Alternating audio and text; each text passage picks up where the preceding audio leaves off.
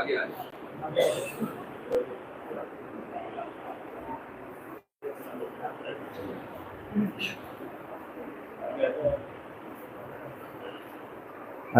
لله رب العالمين والعاقبة للمتقين والصلاة والسلام على سيد المرسلين سيدنا ونبينا ومولانا محمد وعلى آله وأصحابه أجمعين أما بعد.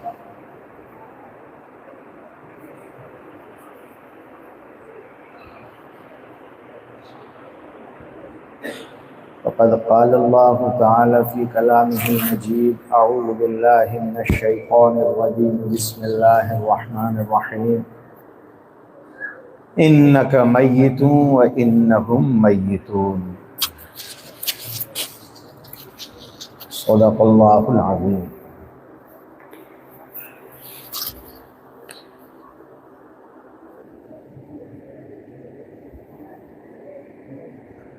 محترم المقام صدر محفل ناظم دارالعلوم سیندوا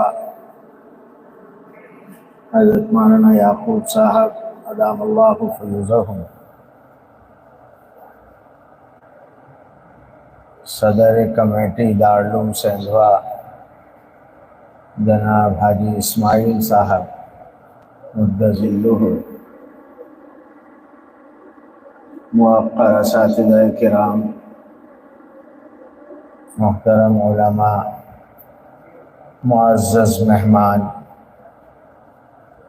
عزیز طلبہ،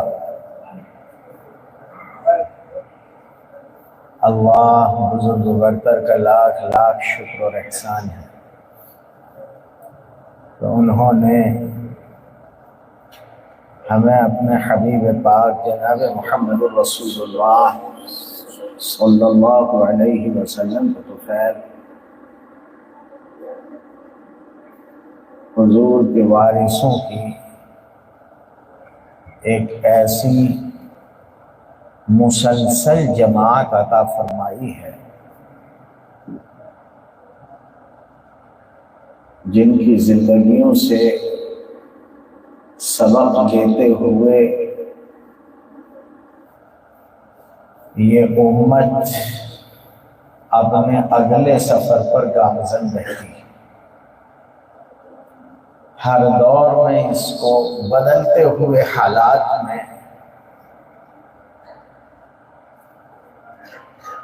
راہ ہدایت پر گامزن رکھنے والے لوگ اللہ کی طرف سے منتخب کر کے دے دیے جاتے ہیں اور بعد والے ان سے سبق لیتے رہتے ہیں۔ رسول اللہ صلی اللہ علیہ وسلم کو یہ تسلی اللہ عز و جل نے خود عنایت فرما دی تھی، اِنَّا أَعْطَيْنَاكَ الْكَوْثَرَ، ہم نے آپ کو یہ خیر کثیر عطا فرمائی ہے کہ آپ کی امت میں کبھی ڈارک ایج نہیں آئے گا، کبھی اندھکار نہیں آئے گا، ہر دور میں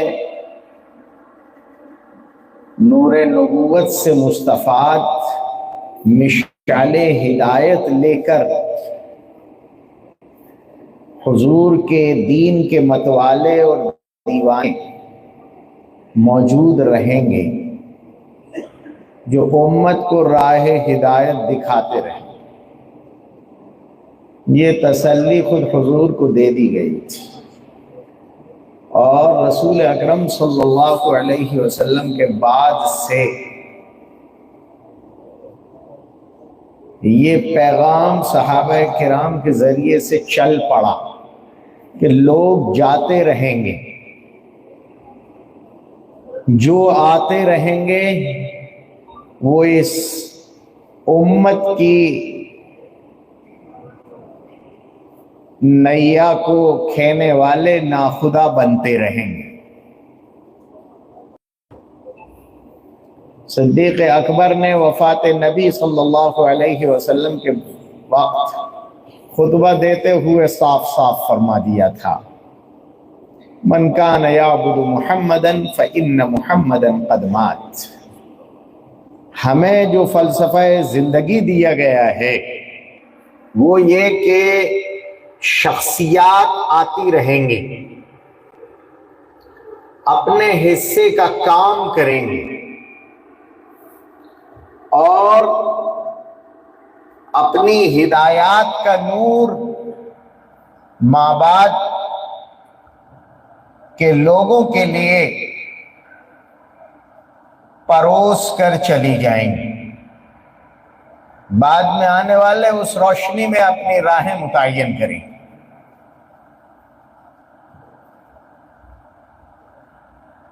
کبھی شخصیات جس طرح تلک الرسل فضلنا بعضهم علی بعض، شخصیات کبھی چھوٹے کام کرنے والی بھی آتی ہیں، کبھی بڑے کام کرنے والی آتی ہیں.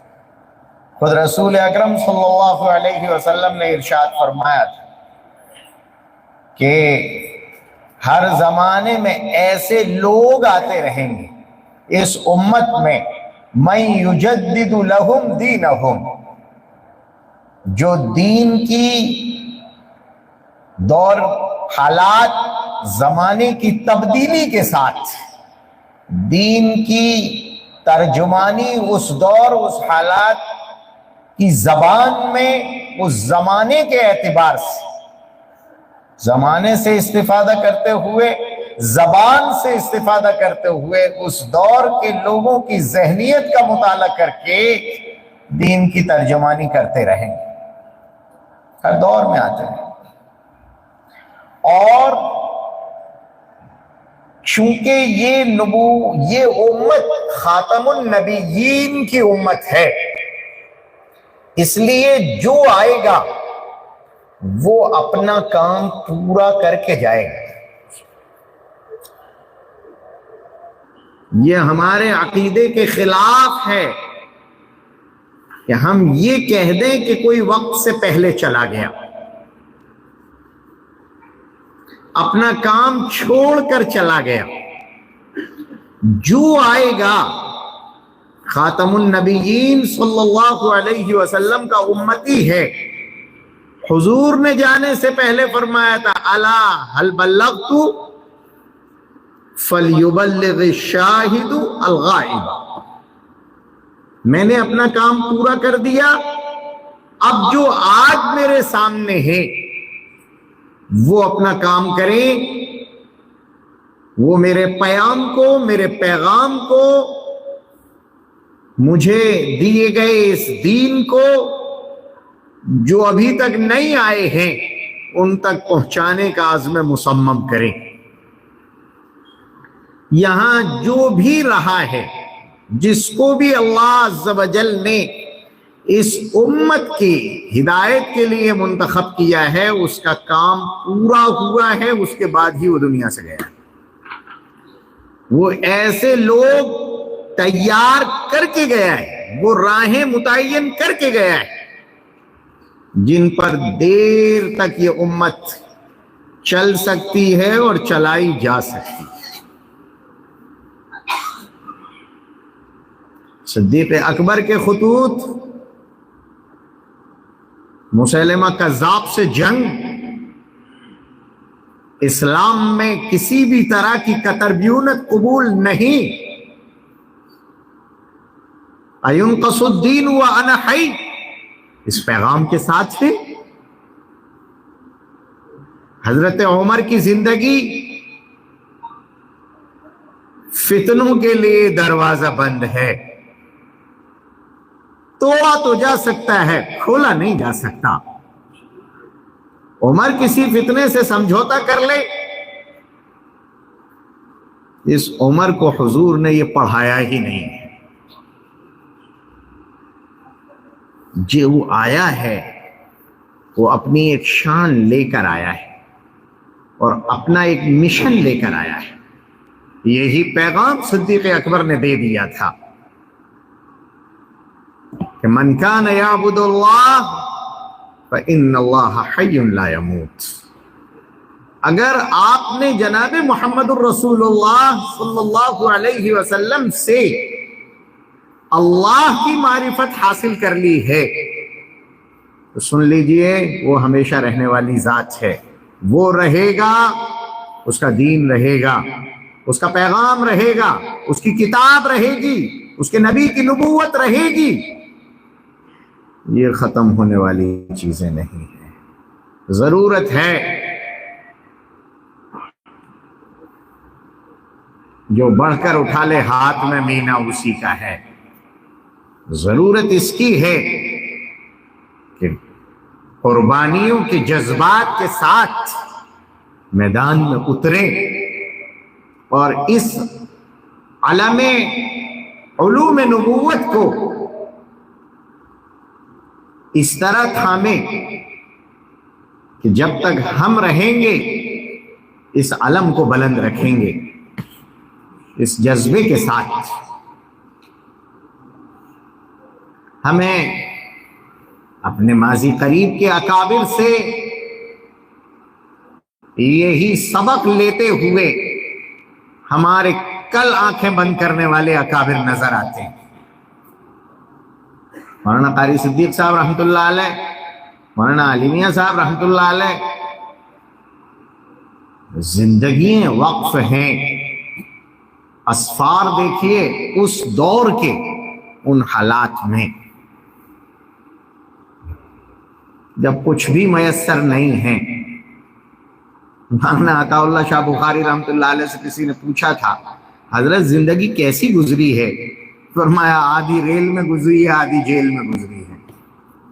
یہ وہ لوگ جنہوں نے تختے والی سیٹوں پر ہی ٹرینوں میں سفر کر کر کے زندگی گزار دی۔ اسفار ان گلی کوچوں میں جہاں تک کوئی مسلمانوں کی دادرسی کے لیے، غمخواری اور ہمدردی کے لیے کوئی انہیں یہ بتلانے کے لیے نہ پہنچا کہ تم مسلمان ہو، وہاں یہ لوگ پہنچتے تھے۔ اور صرف اکیلے نہیں پہنچے، اپنوں کو یہ پیام دے گئے، اپنوں کو یہ پیام دے گئے کہ یہ امت کو کبھی یتیم نہ چھوڑ دینا، یہ پوری امت ایک ہے، کہیں بھی ہو، کہیں بھی ہو، یہ امت ایک ہے۔ اس کا اگر ایک فرد بھی راہ ہدایت سے ہٹ رہا ہے تو اس کی فکر کرنا ہے، اس کے گھر میں شمع قرآنی روشن کرنا ہے۔ کہیں بھی رہ رہا ہو، پہاڑوں میں ہو، دریاؤں کے کنارے ہو، جنگلوں میں رہتے ہوں، کسی بھی قوم سے کیسی ہی ذہنیت سے ان کا تعلق ہو، یہ جناب محمد الرسول اللہ صلی اللہ علیہ وسلم کی نبوت کا کلمہ پڑھتے ہیں، اس لحاظ سے ان کو حضور سے نسبت حاصل ہے۔ ہم کل قیامت کے دن حضور کا سامنا کیسے کریں گے؟ حضور سے نسبت رکھنے والے حضور سے دور ہوتے رہیں، ان تک نور علم نہ پہنچے، ان تک نور قرآن نہ پہنچے، ان کی نسلیں محروم ہوں، اور ہم اپنے بستر پہ سوتے رہیں۔ یہ تڑپ، یہ درد، یہ کڑھن، یہ جنگ، یہ ہمارے ان ماضی کے اکابر میں تھی، اور وہ اپنے منتسبین و متوسلین کو یہ دے گئے۔ ان میں ایک بہت بڑا چمکتا دمکتا گریٹسٹ برائٹ اسٹار، سب سے روشن ستارہ موجودہ دور کا، اس کو ہم غلام محمد وستانوی کے نام سے آج یاد کر رہے ہیں۔ اپنے ان اساتذہ سے سلیقہ بھی سیکھا، طریقہ بھی سیکھا۔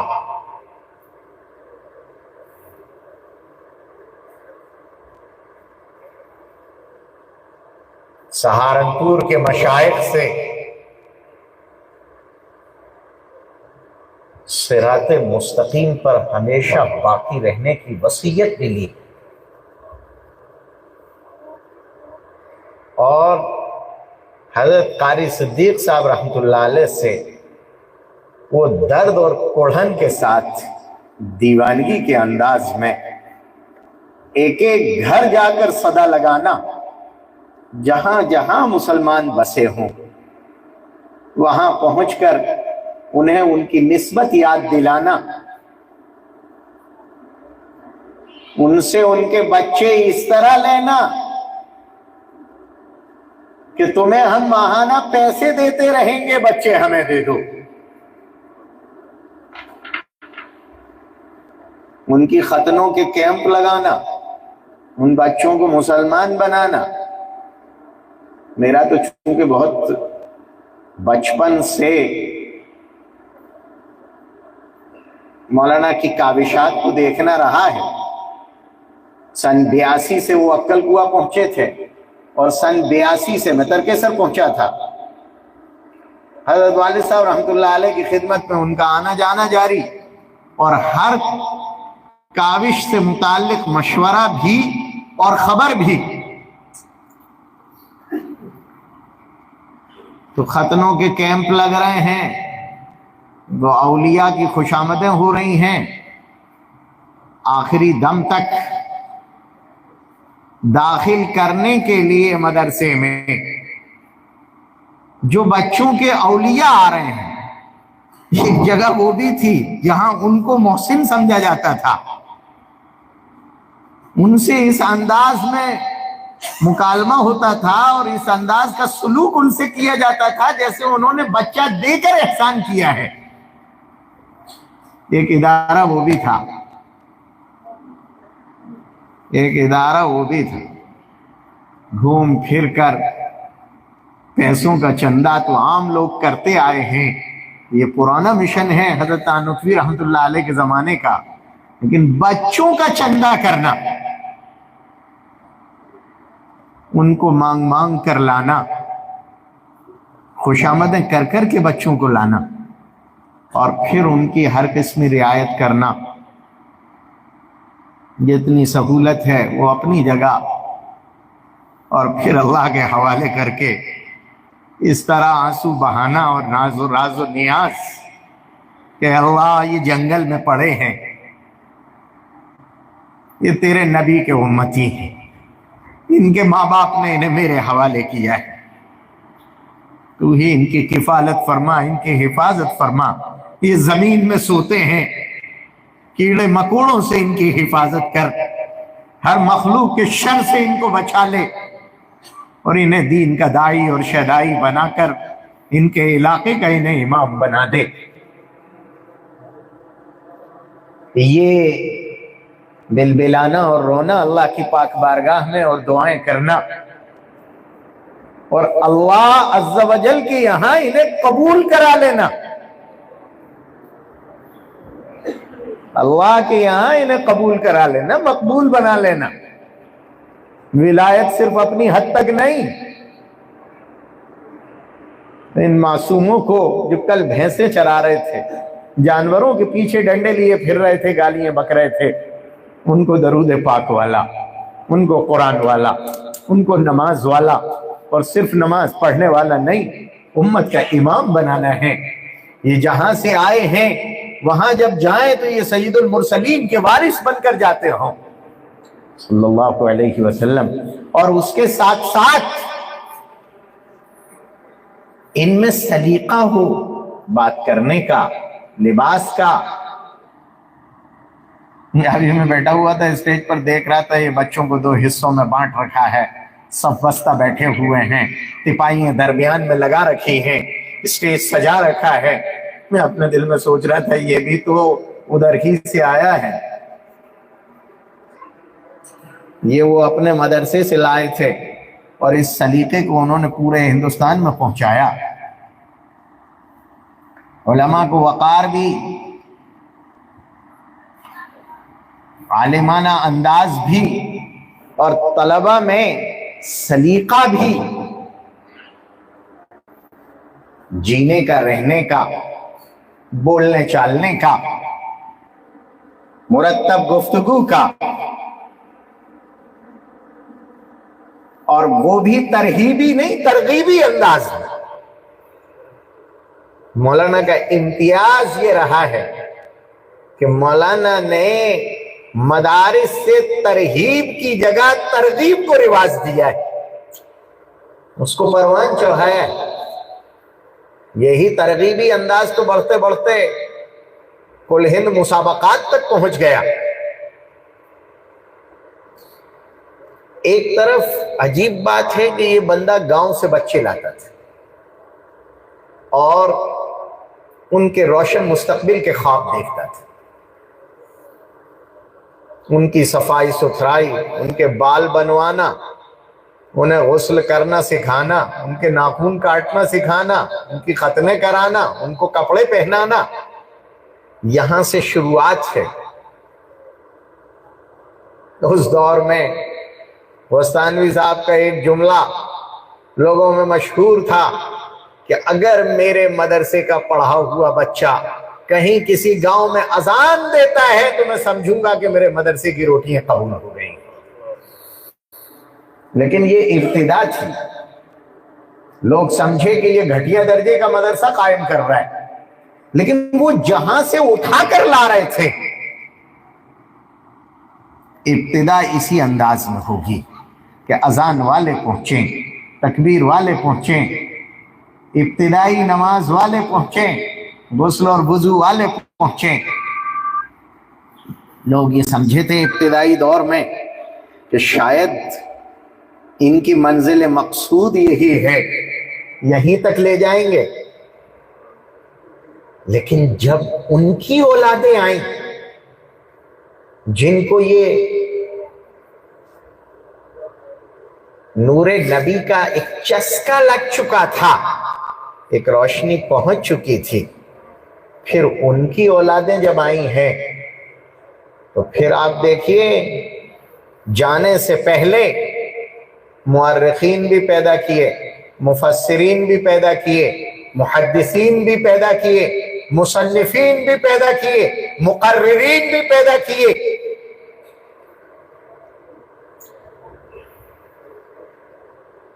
اور پھر جدید تعلیم کی دنیا میں یہ بھی ایک عجیب سی بات ہے،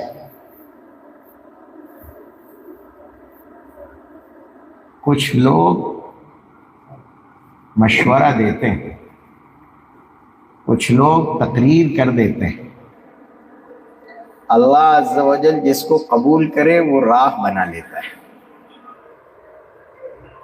میں سن رہا ہوں بہت دن سے مولانا وستانوی قدیم اور جدید تعلیم کی کہ امتزاج کا داعی۔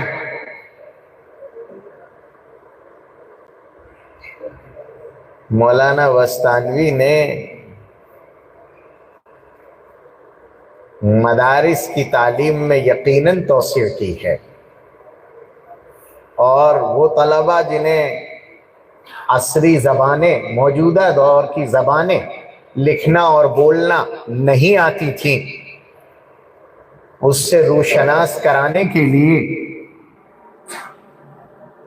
اسکولوں میں پائے جانے والے علوم سے روشناس کرانے کے لیے ایک قدم بڑھایا اور اسے پورے ملک میں منوایا۔ ایک وہ طبقہ جو ان مدارس کو ماڈرن انداز کے ادارے بنا دینا چاہتا تھا، اپنی قدامت پر باقی رہتے ہوئے اس طبقے کا رخ موڑا ہے، ان کے ذریعے سے کالجز قائم کرائے، نگرانی علماء کی رکھی، سرپرستی وارثان علوم نبوت کی رکھی، اور یہ جو ایک صدا لگائی جا رہی تھی کہ یہ کیوں کہا جاتا ہے کہ مدارس میں اصلی تعلیم لاؤ، آخر یہ کب ہوگا کہ عصری درسگاہوں میں دینی تعلیم پہنچاؤ؟ مولانا نے عملی شکل میں دنیا کے سامنے اس کا خاکہ پیش کر دیا کہ ہم کالج، وہ لوگ جو مدرسوں کو کالج بنانے کی بات کر رہے تھے ان سے ہی کالج قائم کرائے اور ان میں انداز تربیت مشرقی رکھا، ان میں انداز تربیت نبوی رکھا، ان کو سنتوں کے مطابق جینے والا بنایا، دسترخوان پہ کھانے والا بنایا، ہاتھ دھونے، مسواک کرنے، وضو کرنے والا بنایا، ہمدردی اور وفا کی تعلیم دی، پاک دامنی دی۔ جو آج تعلیم کے ساتھ جس کا تصور دشوار ہے، ان کالجز میں پاک دامنی دی، تعلق مع اللہ دیا، اسلام شناسی دی، جناب محمد الرسول اللہ صلی اللہ علیہ وسلم سے عاشقانہ محبت دی۔ ایسے کالجز قائم کرا کے وہ جو ان کا شوق تھا وہ بھی پورا کیا، اور یہ جو صدا لگ رہی تھی کہ وہ دور کب آئے گا، خود اپنی نگرانی میں اس طرح کے کالجز قائم کر کے امت کے لیے ایک مثال قائم کر دی، ایک مثال قائم کر دی کہ کالج ہوں گے، ان میں عصری مکمل تعلیم بھی ہوگی، لیکن وہ بھی علماء کی نگرانی میں ہوں گے، اور علماء کی نگرانی میں نبوت کی نگرانی میں ہوں گے۔ ان میں جو لوگ ہوں گے ان کے اندر انسانی اقدار ہوں گے، انسانی اسلامی اخلاق ہوں گے، وہ اللہ کی معرفت رکھنے والے ہوں گے۔ اپنے مدارس، عجیب بات یہ ہے کہ جو لوگ بھی دنیا میں جاتے ہیں، کتنے بھی مستحکم اور مضبوط کیوں نہ ہوں، دو چیزوں سے نہیں بچ پاتے۔ ایک دکھاوا اور شہرت کا جذبہ، اور دوسرے کچھ نہ کچھ اپنے بزرگوں کی روش سے سمجھوتا کر ہی لیتے ہیں۔ قربان جائیے، میں مولانا وستانوی کا جو 82 سے لے کر ابھی تک جتنا مطالعہ کیا، نہ لباس میں، نہ زبان میں، نہ بول چال میں، نہ رفتار و گفتار میں، نہ اپنی زندگی میں، اور جو مشن لے کر چل رہے ہیں نہ اس مشن کے اندر ماڈرنٹی کو قبول نہیں کیا۔ اپنے مدارس میں بھی اپنے بزرگوں کے اطوار کو منوا لیا، کالجز کو وہ وطیرہ اور سلیقہ تو دیا جو اپنے اکابر سے لیا تھا، بڑے بڑوں کی صحبت میں رہے، وقت گزارا، ملاقاتیں کی، آنا جانا رہا، لیکن یہ عجیب بات ہے کہ یہ مرد قلندر نے کسی کا اثر قبول نہیں کیا۔ وہی اپنا مشائخ کا طریقہ، وہی اپنی جگہ باقی ہے، وہی ذکر اللہ ہے، وہی تلاوت ہے، وہی سادہ لباس ہے، وہی وضاقتہ ہے۔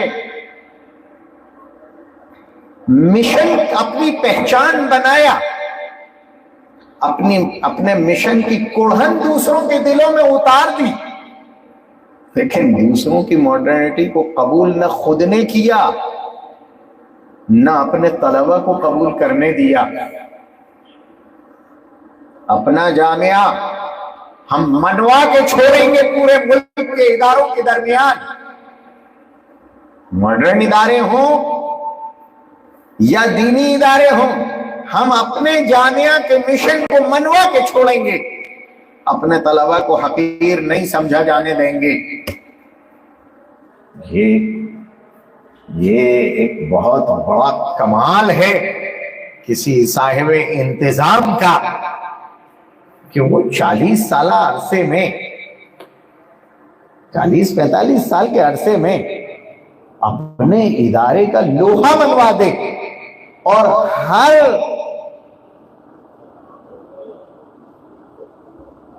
اس نوجوان میں جو اس ادارے سے پڑھ کر نکلا ہے، ادارے کی محبت کے ساتھ ساتھ ادارے کی عظمت ایسی پلا دے۔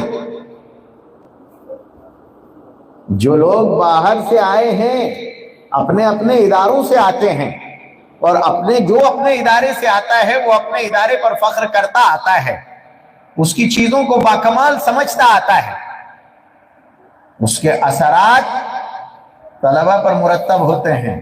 لیکن یہ کمال ہے کہ جامعہ کا مزاج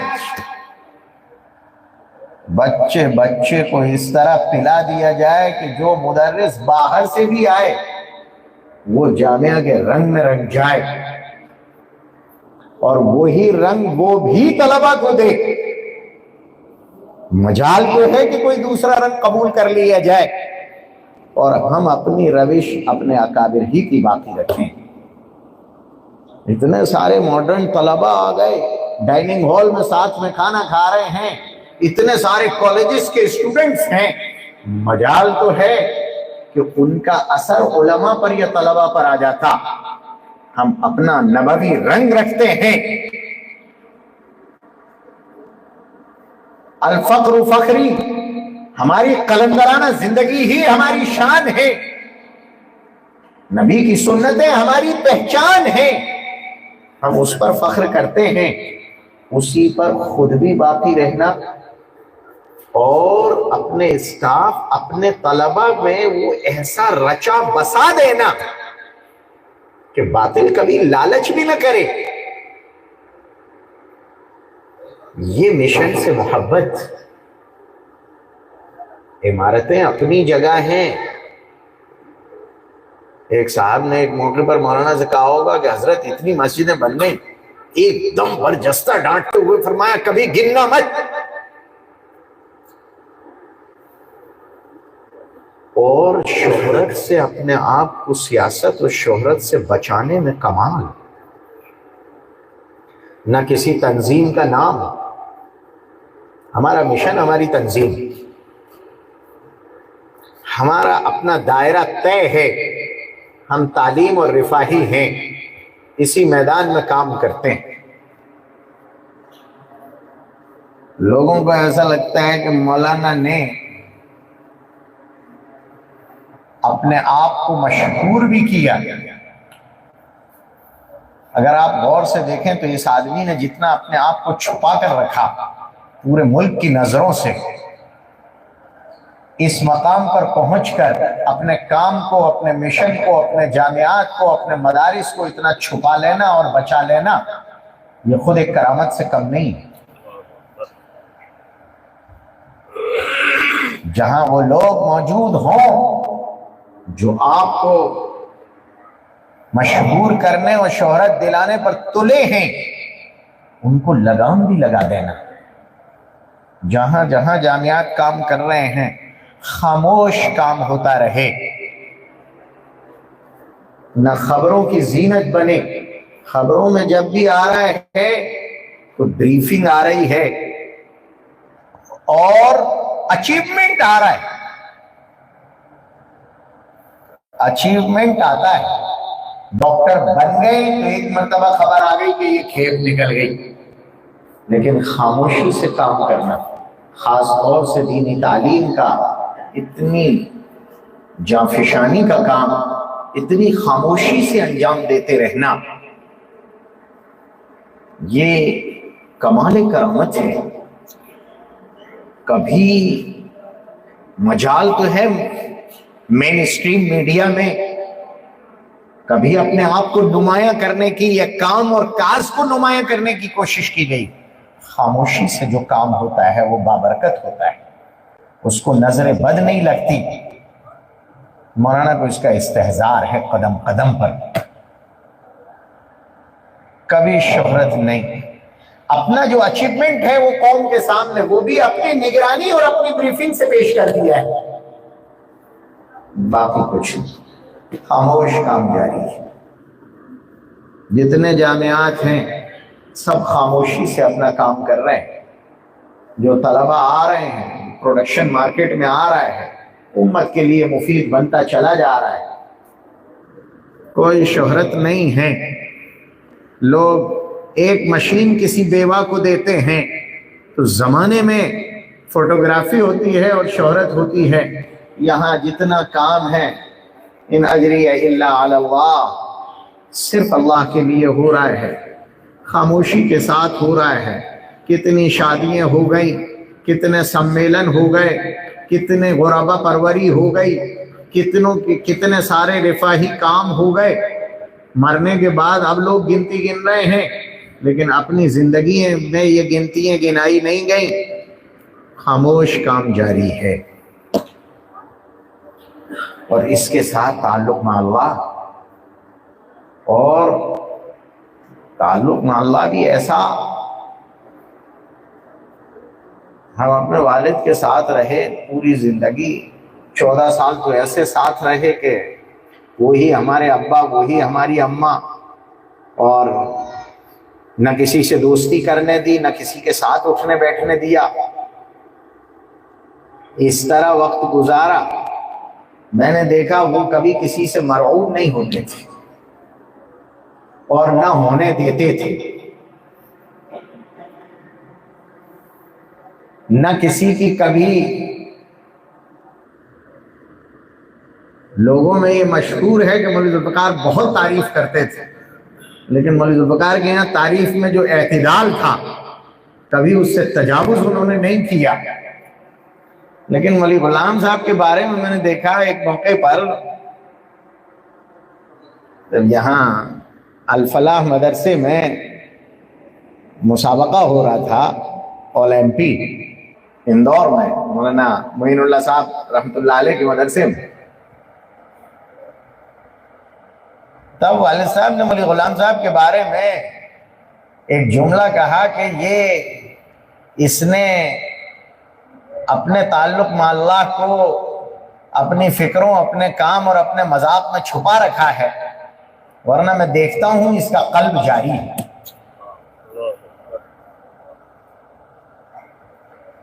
یہ ذکر اللہ، تعلق مع اللہ، اور بہت بڑی بات، عموماً تلبس کی وجہ سے قدر کم ہوتی ہے۔ طلبہ پر جب بھی نگاہ پڑے، عزت اور عظمت کی پڑے، کبھی کسی بھی طالب علم کو حقارت سے نہ دیکھا گیا ہو۔ یہ شان مولانا کے یہاں ملتی ہے، باوجود اس کے کہ وہ سرمایہ داروں کے جیلوں میں رہے، اور عامتاً سرمایہ داروں کے یہاں مزاج پایا جاتا ہے کہ وہ پیسے کی وجہ سے دینی علوم کے حاملین کو بہت زیادہ قدر کی نگاہ سے نہیں دیکھ پاتے، چونکہ وہ مادیت والے ہیں، یہ روحانیت والے ہیں، تو مادیت والا روحانیت والوں کو سمجھے گا کیسے؟ اس لیے قدر کی نگاہ سے نہیں دیکھایا جاتا۔ اگر ایک ڈاکٹر یا ایک مولانا اگر دونوں آ گئے ہوں تو ظاہر ہے کہ مولانا پر وہ عزت کی نگاہ نہیں ہوتی جو ایک ڈاکٹر پر ہوتی ہے یا ایک افسر پر ہوتی ہے۔ مولانا نے یہ سارے ارد گرد میں ان سب کو رکھا، لیکن طلبہ کے باب میں وہ کہتے یہ تھے کہ ہماری پالیسی اسٹوڈنٹس فیوریبل پالیسی ہے۔ حق یہ ہے کہ طلبہ کی جو عزت ان کی نگاہ میں تھی، وہ اللہ سے طلبہ کے لیے مانگتے بھی تھے، طلبہ کو ان اللہ مقبول بھی بنوا لیتے تھے، منوا بھی لیتے تھے، بنوا بھی لیتے تھے، لیکن خود ان کے دل میں ایک ایک طالب علم کی جو عزت تھی، کبھی حقارت سے کسی بچے پر نظر نہ پڑے۔ یہ کمال آخر تک رہنا، جبکہ ایک ایک روپیہ مانگ کر لایا جا رہا ہے، خدمت کی جا رہی ہے، انہیں کھلایا پلایا جا رہا ہے، ان کو بنایا سنوارا جا رہا ہے۔ بنانا سنوارنا بھی کس درجے کا؟ شاید میری اپنی معلومات میں کوئی ادارہ جس زمانے میں پارٹیسپیٹ کیا اور شرکت کی، مسابقۃ القرآن داخلی، مسابقۃ القرآن خارجی، پھر مسابقۃ القرآن پاک ملکی، اور پھر مسابقۃ القرآن عالمی میں حصہ دلایا، کب؟ وہ شیر محمد وغیرہ مکرانی جو اب بزرگ ہو گئے اور کیا کیا بن گئے، شیخ الحدیث ہو گئے، آج ان کے شاگرد مارکیٹ میں ہیں۔ جب یہ لوگ پڑھ رہے تھے تب مولانا نے جامعہ کو عالمی مسابقے میں اتارا اور کامیابیاں دلائیں۔ اس وقت میں جب شاہ فہد کا دور ہے اور باقاعدہ یہ مشورہ ہو رہا ہے وہاں شاہی محل میں کہ یہ مسابقۃ القرآن میں کامیابی حاصل کرنے والوں کو سعودی حکومت نے یہاں بلایا ہے، ان کو ہم کیا انعام دے سکتے ہیں، کیا چیز ایسی ہے جو امتیاز بن جائے۔ وہاں ایک عالم نے مشورہ پیش کیا عاشق قرآن نے کہ آپ کے پاس اگر کوئی سب سے بڑی نعمت ہے تو وہ کعبۃ اللہ ہے، آپ اگر ان کو سب سے بڑی کوئی نعمت دے سکتے ہیں تو وہ یہ کہ انہیں کعبۃ اللہ میں داخل کر کے وہاں 2 رکعت پڑھنے کی اجازت دے دو۔ جامعہ کے بچے، یہ حوصلہ دیکھیے ایک گاؤں میں بیٹھے ہوئے آدمی کا، جامعہ کے بچے وہاں سعودی حکومت کے مہمان بن کر مسابقۃ القرآن میں شرکت کرتے ہیں اور پھر انہیں کعبۃ اللہ میں اندر نماز پڑھنے کی اجازت بطور انعام کے دی جاتی ہے۔ سعودی حکومت سمجھ رہی ہے کہ یہ ہم انعام دے رہے ہیں، حق یہ ہے کہ یہ انعام اللہ عز و جل کی طرف سے آیا ہے۔ اس دور میں ملکی مدارس کو یہ رجحان دینا، یہ ترغیبی، طلبہ پر زیادتی اور سختی نہیں، تشویقی اور ترغیبی انداز، مسابقات کا دل کھول کے انعام دیا جا رہا ہے، دل کھول کے انعام دیا جا رہا ہے۔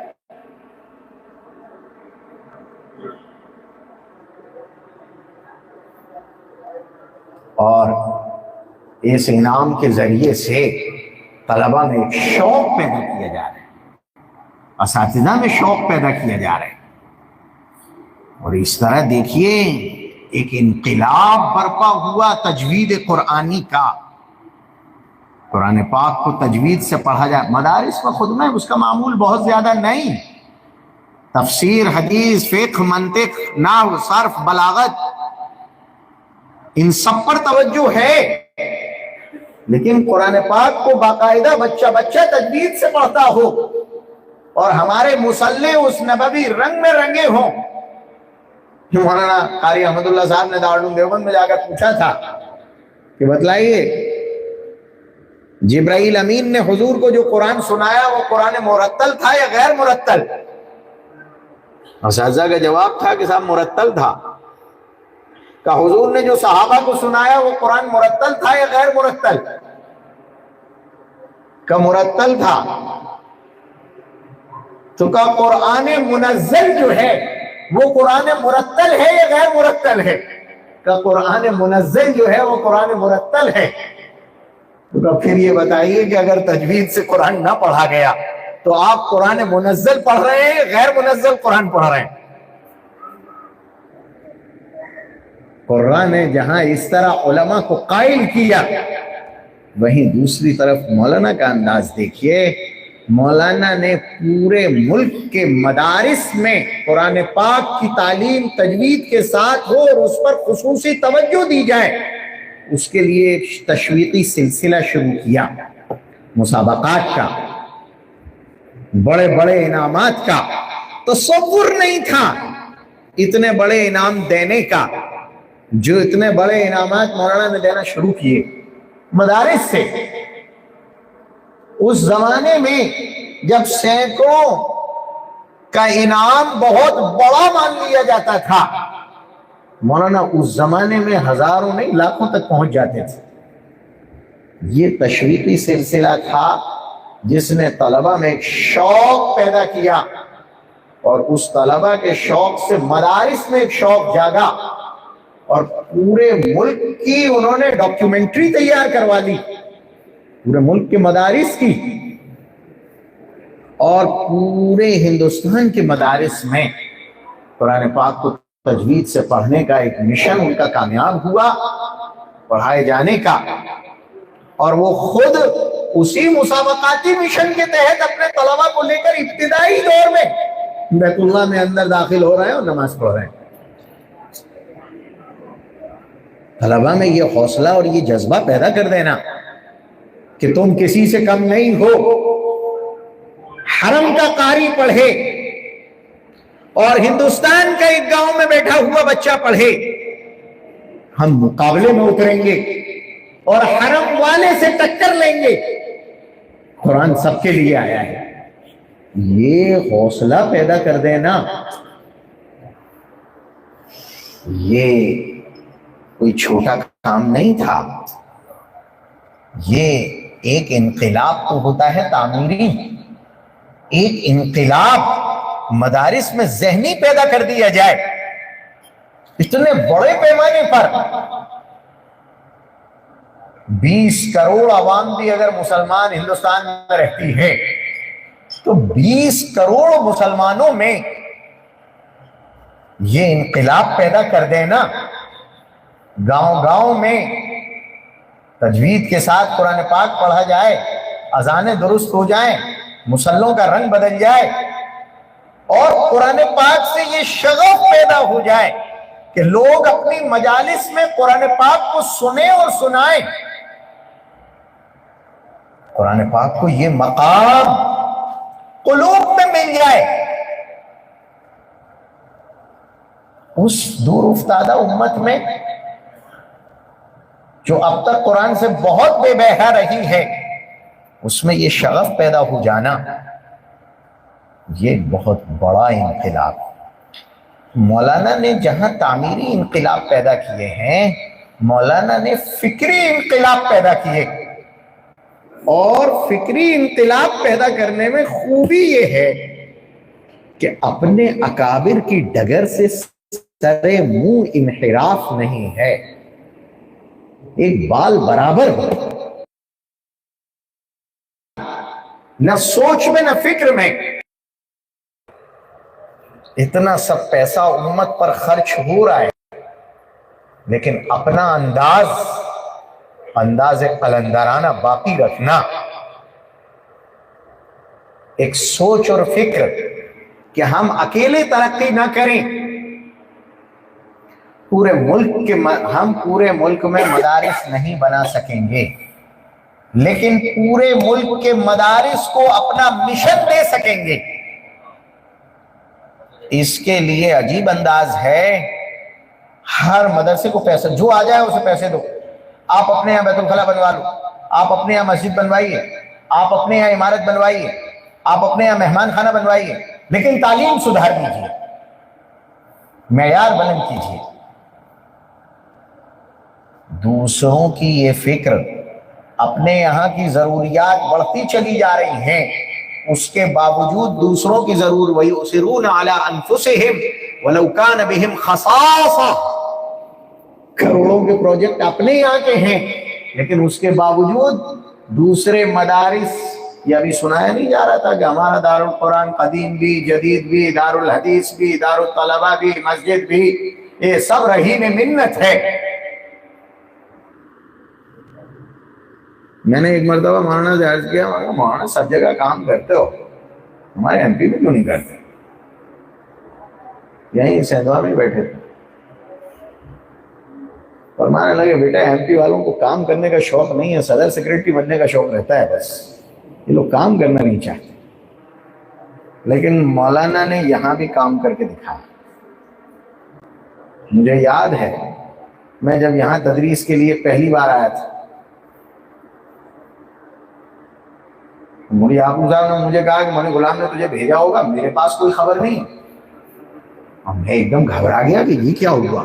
میں وہاں سے چلا آیا ہوں، مولوی یعقوب کو بھی میں نے پہلی بار دیکھا ہے۔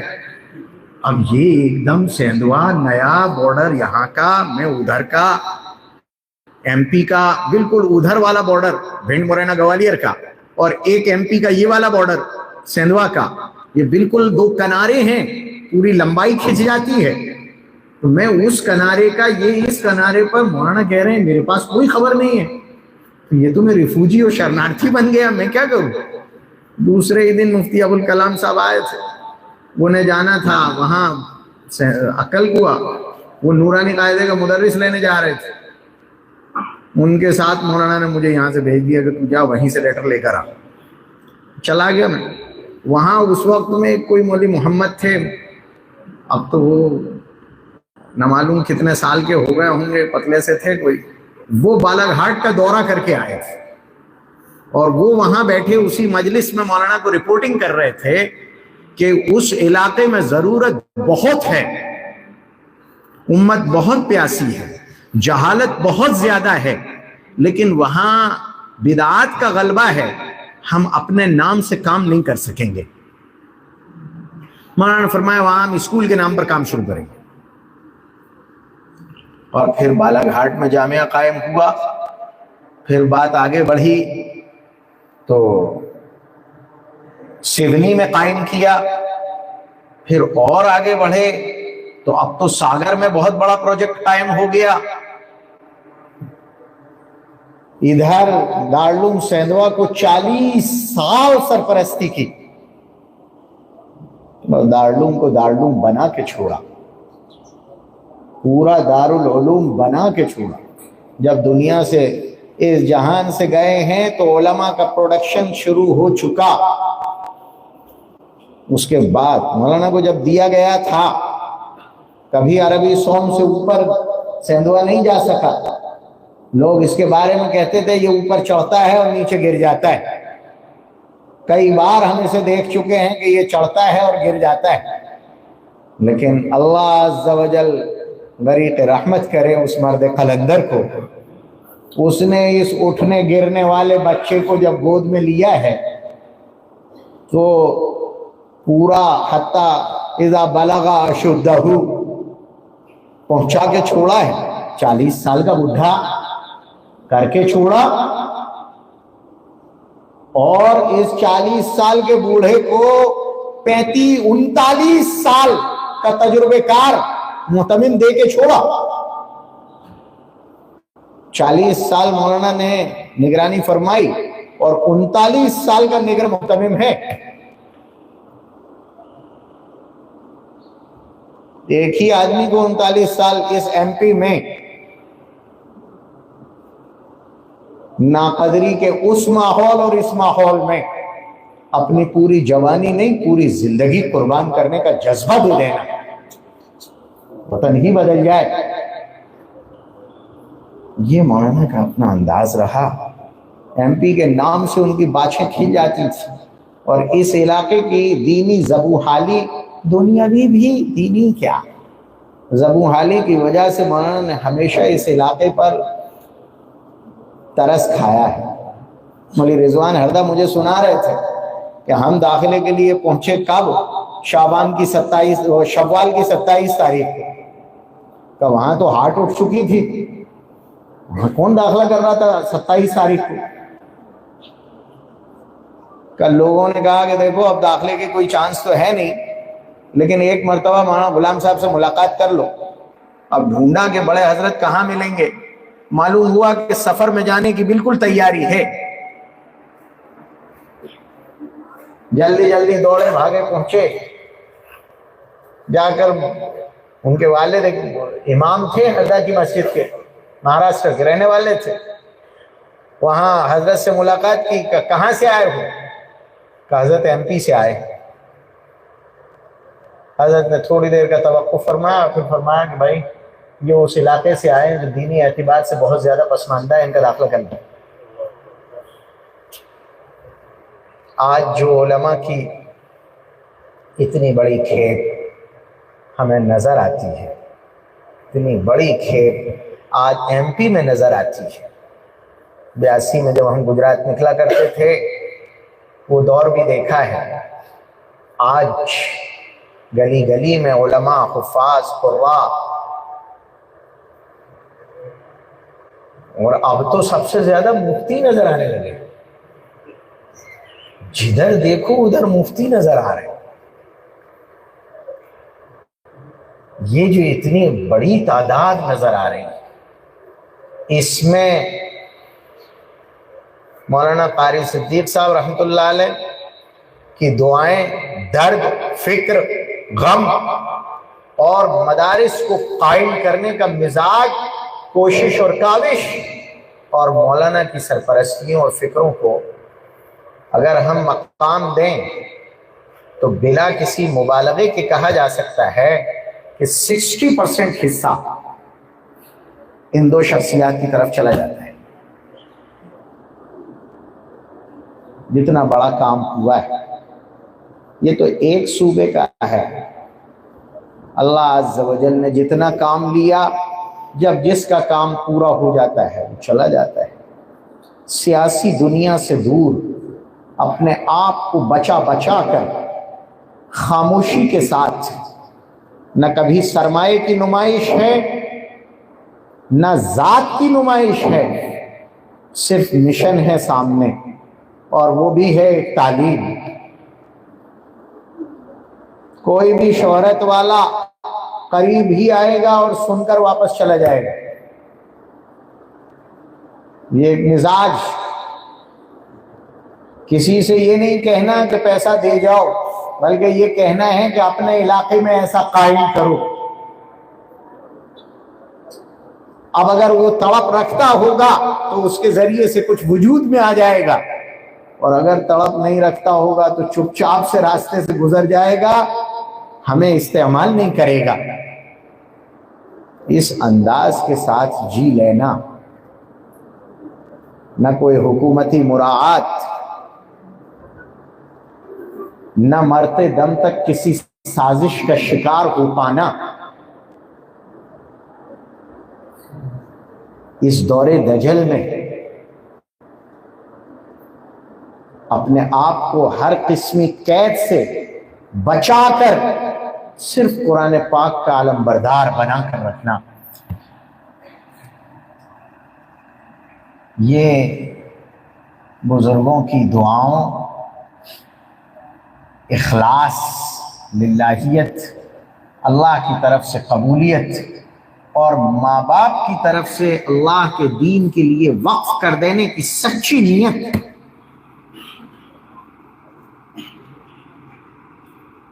حضرت مدنی رحمت اللہ علیہ کی خدمت ان کے والد نے کی، وہ دعائیں لیں، اور پھر مولانا کا ایک مزاج بہت عجیب، اسی پر میں اپنی بات مکمل کر دوں۔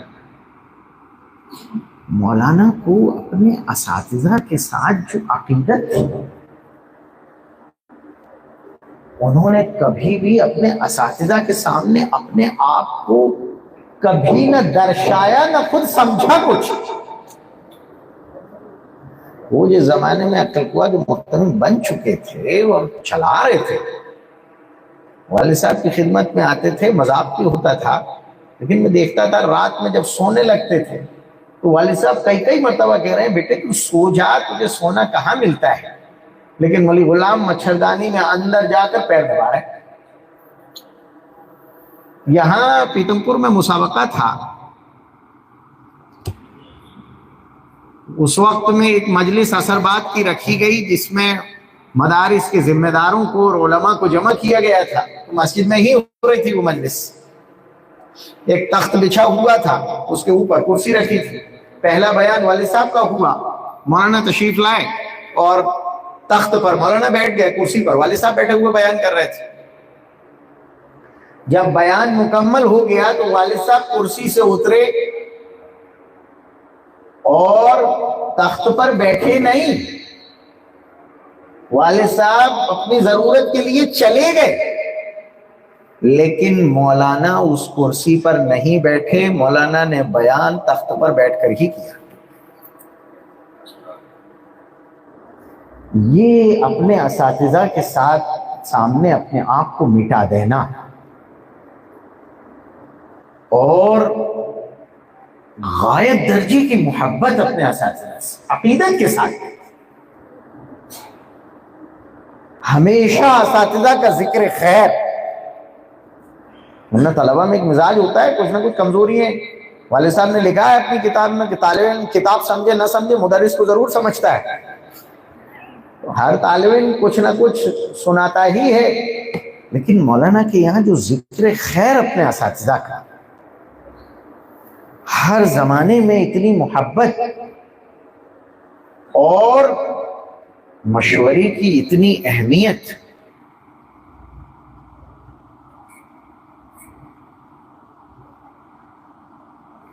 دل عقیدت سے جھک جاتا ہے، کبھی رونا آ جاتا ہے. شخصیات کا جو لوگ مطالعہ کرتے رہتے ہیں ان کے لیے بڑے اسباق مل جاتے ہیں ان کی زندگیوں میں.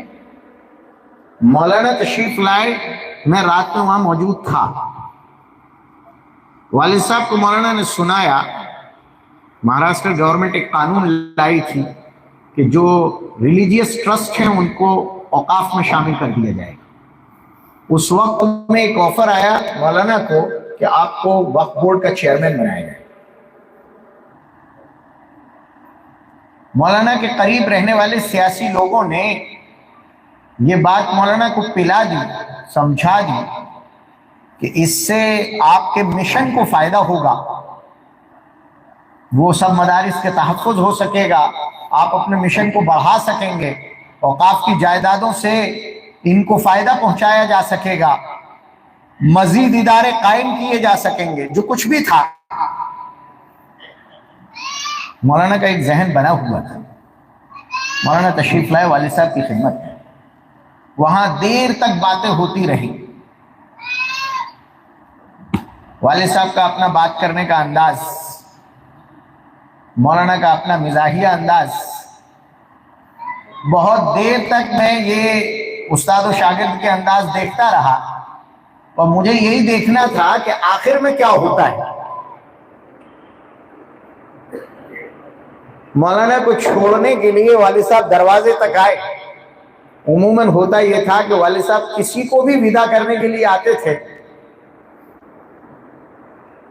تو صرف جہاں چپلیں رکھی جاتی تھیں وہاں اپنے کمرے کے دروازے تک آتے تھے. صرف مولانا غلام صاحب کے لیے یا مولانا عبداللہ صاحب کے لیے، ان دو کے لیے وہ زینے تک آتے تھے. اور پھر اس وقت بڑے پیارے انداز میں کہتے تھے غلام بیٹے دعا کریو. وہ ایک خاص وقت ہوتا تھا.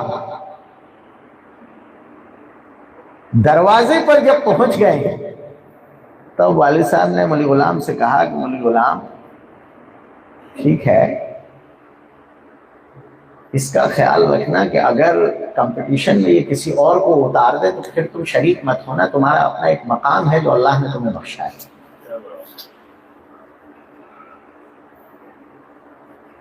بس یہ آخری جملہ تھا. مولانا نے شرکت نہیں فرمائی.